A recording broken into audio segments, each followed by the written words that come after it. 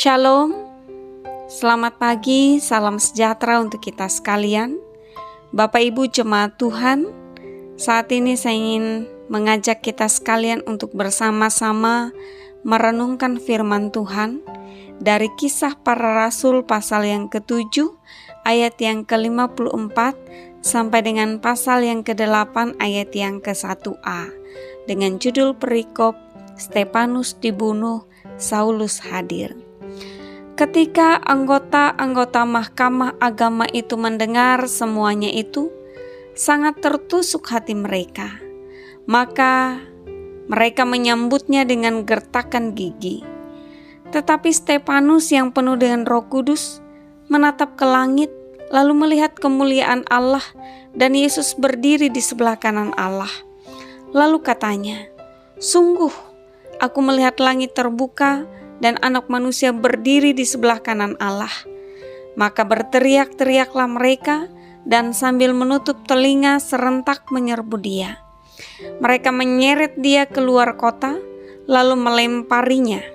Dan saksi-saksi meletakkan jubah mereka di depan kaki seorang muda yang bernama Saulus.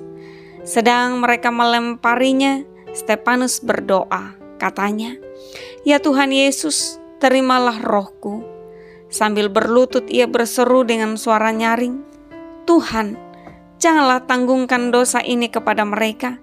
Dan dengan perkataan itu meninggallah ia. Saulus juga setuju bahwa Stefanus mati dibunuh. Amin. Saudaraku, tema perenungan untuk kita pada saat ini, kesetiaan dinyatakan melalui pengorbanan. Stefanus adalah seorang martir pertama yang rela mati demi mempertahankan imannya. Siapakah sebenarnya Stefanus yang mau menjadi martir? Ia adalah seorang yang terkenal baik, penuh dengan roh dan hikmat. Ia adalah salah satu dari 7 orang yang dipilih menjadi pelayan bagi orang miskin. Ia diberi karunia dan kuasa untuk mengadakan mujizat-mujizat dan tanda-tanda di antara orang banyak.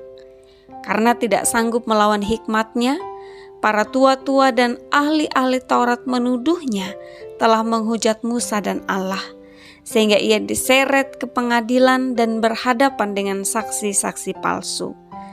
Stefanus membuat pembelaan atas dirinya dengan menceritakan tentang tindakan Allah yang Maha Kuasa atas umat Israel dan ketidaktaatan bangsa itu yang diwariskan kepada keturunannya, yaitu kepada mereka yang telah menyeretnya. Orang-orang yang mendengar pembelaannya menjadi tersinggung dan sangat marah. Tetapi Stefanus merespon dengan sukacita dan ia berkata, "Sungguh, aku melihat langit terbuka dan Anak Manusia berdiri di sebelah kanan Allah." Perkataan ini menunjukkan bahwa ia benar-benar siap menerima resiko atas imannya kepada Kristus. Saudaraku, mendengar perkataannya, orang-orang yang membencinya pun menyeret dia keluar sambil menutup telinga mereka dan melemparinya dengan batu sampai ia meninggal dunia. Di tengah penderitaannya sebelum ia meninggal, ia berdoa supaya Tuhan Yesus menerima rohnya dan melepaskan pengampunan bagi mereka yang telah berbuat jahat kepadanya. Disitulah Saulus hadir dan menyetujui pembunuhan terhadap Stefanus. Saudaraku, dari cerita ini ada beberapa pokok penting yang menjadi perenungan bagi kita.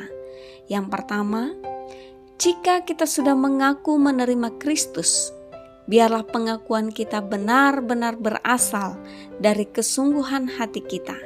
Tidak hanya sekedar pengakuan mulut saja, tetapi kita nyatakan melalui sikap hidup dan perbuatan kita.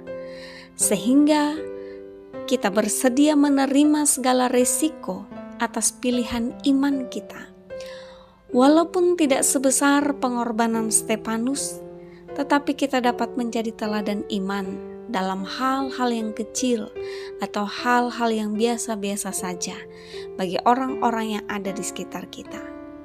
Kedua, jangan pernah menutup telinga dan hati kita atas firman Tuhan. Karena kuasa iblis dapat masuk dan menguasai hidup kita, sehingga kita dibawa untuk melakukan apa yang jahat di hadapan Tuhan. Karena itu, dengarkanlah dan terimalah firman Tuhan yang diberitakan kepada kita. Yang ketiga, ketika menghadapi maut, Stefanus berdoa menyerahkan hidupnya kepada Tuhan. Doa menjadi sesuatu yang penting untuk kita lakukan dalam menghadapi pergumulan dan perjuangan kehidupan. Karena doa akan memberikan kekuatan dan ketenangan menghadapi segala sesuatu. Yang keempat, balaslah kejahatan dengan pengampunan. Karena yang berhak membalas perbuatan setiap umat manusia hanya Allah saja. Sekalipun ada perlakuan atau perbuatan jahat yang sulit kita terima dan kita ampuni, kita diingatkan untuk melepaskan pengampunan. Karena pengampunan yang kita berikan meringankan hati kita dan membuat kita mengingat hal-hal yang baik saja. Yang kelima, pada saat Stefanus dibunuh, Saulus hadir dan ia setuju atas tindakan pembunuhan itu. Ini menunjukkan bahwa Saulus adalah seorang yang anti kepada Kristus dan pengikutnya. Namun dalam perjalanan hidup selanjutnya, Saulus bertobat dan menjadi rasulnya. Hal ini mengingatkan kita bahwa siapapun kita, seberapa besar dosa yang telah kita lakukan, jika kita mau bertobat, Allah akan mengampuni kita dan dapat memakai kita menjadi alat kemuliaan-Nya. Amin. Tuhan Yesus memberkati kita sekalian.